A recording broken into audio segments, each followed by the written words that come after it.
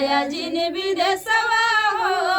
माई से अगिया मंगिहा बहिनी से पनिया मंगिहा माई से अगिया मंगिहा बहिनी से पनिया मंगिहा।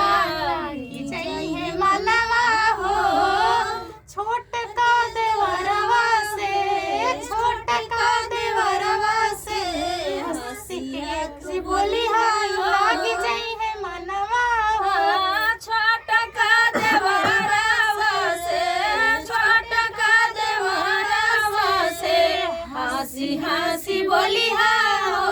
लागी चाहिए मनवा हो माई तोहर बूढ़ी भइली बहिन ससुर दिन भइली माई तोहर बूढ़ी भइली बहिन ससुर दिन भइली।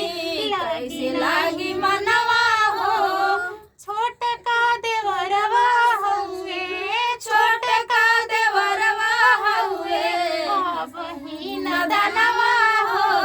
छोट का देवरवा हउए बहिन नदनवा हो।